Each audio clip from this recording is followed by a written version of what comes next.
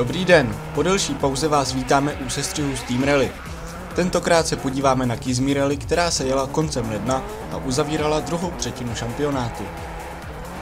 Pořádající tým kolem Petra Pajera postavil náročnou trať o délce více než 170 km a všechny rychlostní testy byly kompletně pod sněhem. Specifický povrch je pro někoho utrpením a jiní si ho nemohou vynachválit. Pojďme se tedy podívat na výsledky jediné komplet sněhové rally pěkně zblízka.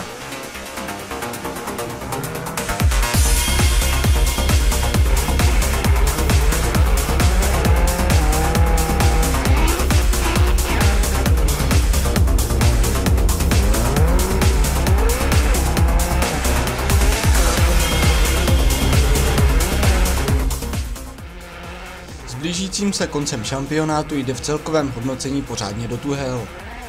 V královské kategorii VRC se tentokrát pořádně zadařilo týmu Frontline. Petr Tauš si dojel pro životní výsledek, když byl klasifikován na 5. místě. Zlínský jezdec měl doposud na svém kontě jediný bod, ale na sněhu se mu dařilo na výbornou. Po první etapě byl 7. jen s minimálním odstupem na nejrychlejší pětici. O téměř 20 vteřin rychlejší byl Pavel Hejtmánek.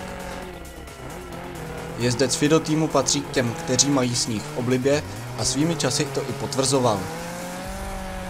Ve druhé etapě podle svých slov sice nebyl v optimální pohodě, ale k zisku dalších 34 bodů to stačilo. Pavel tak zopakoval své umístění z Carlsbad Rally, kde byl také čtvrtý. Po druhé v sezóně skončil na 3. místě Michal Juren. Brněnský jezdec nastoupil tradičně s Citroenem C4 v barvách Czech Rally Fans týmu a rally si pořádně užíval. Přispěly k tomu i minimální rozestupy, které mezi jezdci na špičce byly. Michal se byl statečně a podle svých slov bez závažnějších chyb. Odměnou mu je 36 bodů do týmové pokladnice. Po celou soutěž mu byl více než zdatným soupeřem Martin Vtáček, jak jinak než v barvách Iridia. Týca má sníh hodně v oblibě a vždy na tomto povrchu zajížděl výborné časy. A dobrý výsledek si odváží i z Kizmi Rally, kde dojel jako druhý. Náskok na Michala byl v cíli nakonec něco přes 20 vteřin. Pro Martina je to 3. letošní pódium. To Pavel Spišák zatím z pódia neslezl a sbírá jen 1. nebo 2. místa. Po odpadnutí Davida Kučery nebylo pochybu o tom, že tentokrát bude mít věnec zlatou barvu. Vyřadit jej mohla jen technická závada nebo vlastní hloupá chyba. To se ale nestalo a Pavel si dojel s náskokem téměř 2 minut pro letošní 5. vítězství.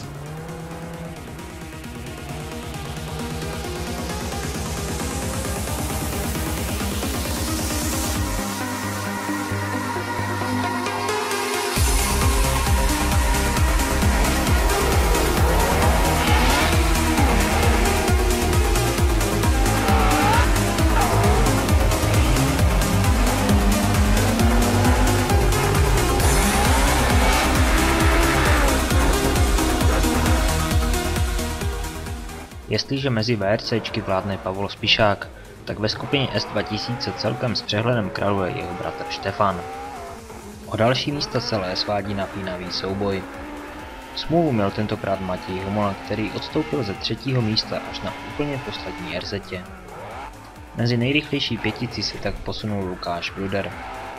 Pro mladíka z týmu S2 Racing je to letos vůbec nejlepší výsledek a Lukáš zaslouženě sklidil uznání i od týmového manažera. Sníh mu sedl a potvrzoval to vyrovnanými časy po celou soutěž. Dobrou formu z posledních závodů potvrdil i na Kizmi Rally Milan Ostrovský. Rodák z Havlíčkova Brodu po obě etapy atakoval stupně vítězů a nakonec skončil jen těsný 4. K lepšímu místu mu chybělo něco přes 21 vteřin. I tak ale vládla ve stanu HSF týmu s výsledkem spokojenost. Premiéru s vozem S2000 si odbyl na tomto závodě Víťa Drábek a nutno dodat, že to byla premiéra více než úspěšná. Jezdce Frontline Rally týmu jsme v předešlých rallích viděli za volantem VRCčka, ale Víťa si na novou techniku zvykl hodně rychle. Hlavně ve druhé etapě úspěšně bojoval s Milanem Ostrovským a nakonec si po výborném výkonu připisuje body za 3. místo a první pódium v Team Rally vůbec. Tojan Russell je na bedně letos jako doma a Kiss Me Rally nebyla výjimkou. Honza opět dojel jako druhý a letos už po 6. si připsal na své konto 40 bodů. Po prvním dnu si trochu stěžoval na špatné časy, ale náskok na soupeře byl dostatečný a neustále narůstal. Jezdce Iridia tentokrát dělili od vítězství necelé 2 minuty. Rekordní letos 7. vítězství si na své konto připisuje Štefan Spišák. Slovenský střelec opravdu nemá v této třídě konkurenci a soupeři se mu zatím ani zdaleka nepřiblížili. Díky výpadku na KCM Rally ale zatím nemá celkové vítězství v této třídě tak jisté, jak by se mohlo zdát, a na Honzu Ressla má náskok jen 15 bodů.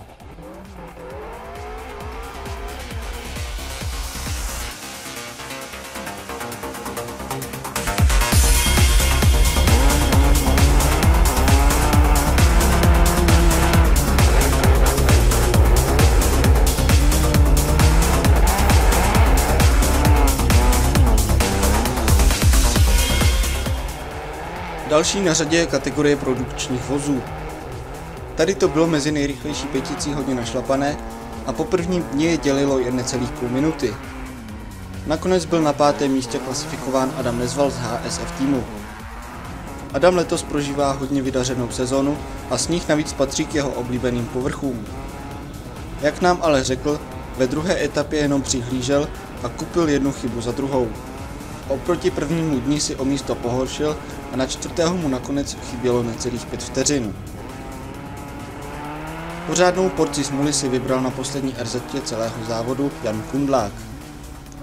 Po jednom ze skoků poškodil zavěšení své impreci a toho stálo umístění na bedně.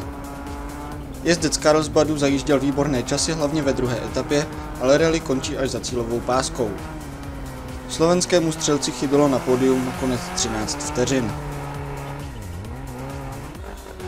Jeho problému dokázal využít Lukáš Utrata, který si dojel pro 3. místo. Jezdec Iridia tak zopakoval umístění z poslední soutěže a v týmovém stanu vládla určitě spokojenost. Jak nám sportovně přiznal, na poslední 2 nestačil a nakonec byl rád, že získal alespoň bronz. O vítězství nakonec bojovali 2 jezdci na vozech Mitsubishi Lancer Evo 9. Roland Pecuch začal rally hodně dobře a zpočátku dlouho vedl. Na poslední RZ první etapy ale své vedení ztratil a ve druhém dni nezachytil nástup Jirky Petery. Rozdíl nakonec narostl na 25 sekund. Na Slovensko tak míří do týmu Frontline stříbrný věnec. Neuvěřitelné 6. vítězství v řadě může slavit Jirka Petera junior. Jezdec Touring SK Rally týmu i na sněhu nenašel přemožitele a opět pozbíral plný počet bodů. Nebylo to ale snadné vítězství a hlavně v první etapě s ním soupeři drželi krok. Jirka ale vše zvládl a vypadá to, že rázně nakročil k celkovému vítězství ve skupině produkčních vozů.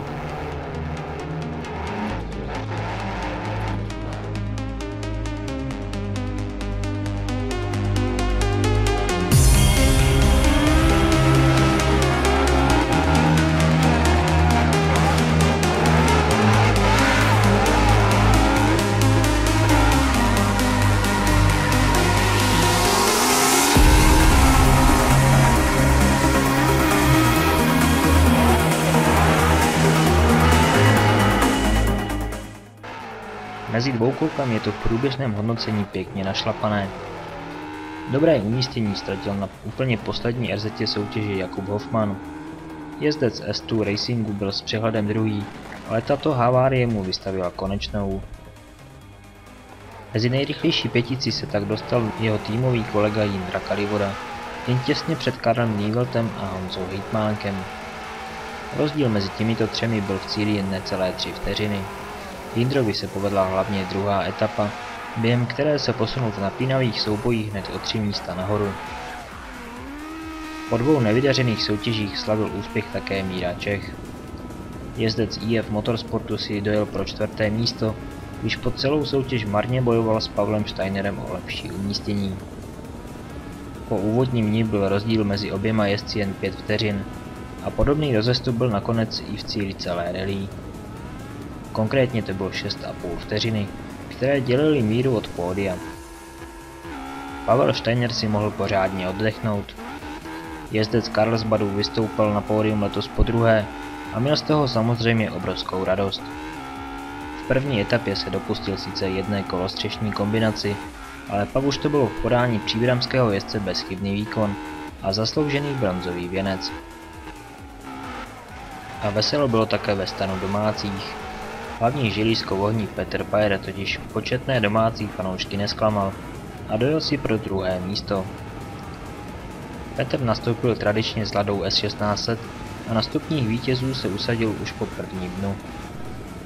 Výpadek Kuby Hoffmana mu pak dopomohl k druhému letošnímu stříbru.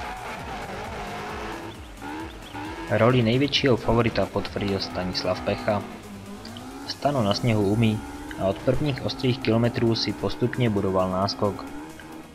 Po 2 druhých místech tak konečně přišlo vytoužené vítězství a ve stanu Tuning SK Rally týmu panovala spokojenost. Pro Standu je to letos už 3. vítězství.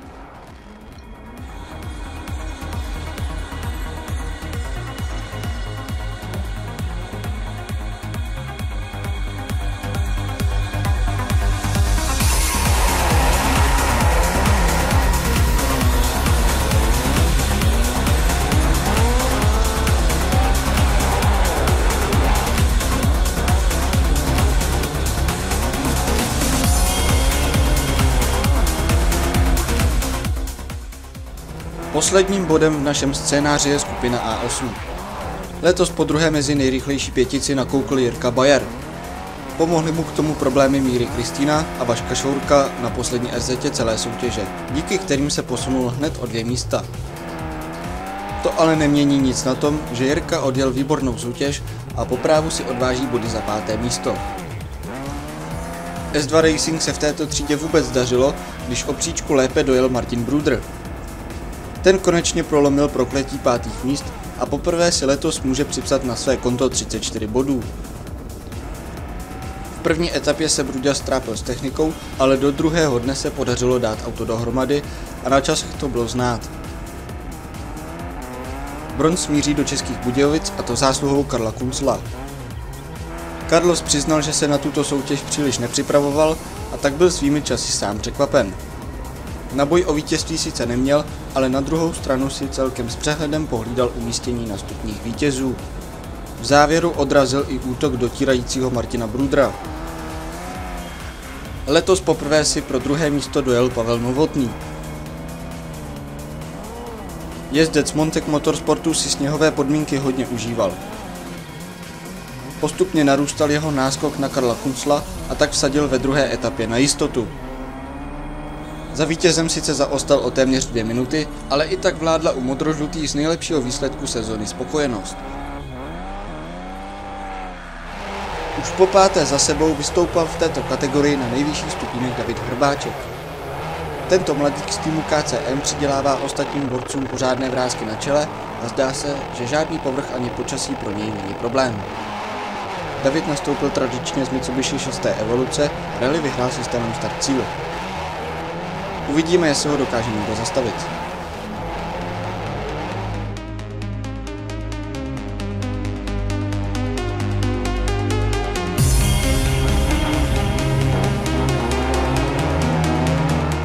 Zasněženou Kizmi Rally jednoznačně ovládli jezdci Frontline Rally týmu, když nazbírali rekordních 280 bodů. Dostali se tak opět do čela celkového hodnocení před S2 Racing a Montec. Příště zavítáme na Slovensko a podíváme se, jak dopadla Tuning SK Rally. U našeho magazínu se tedy těšíme brzy naslyšenou.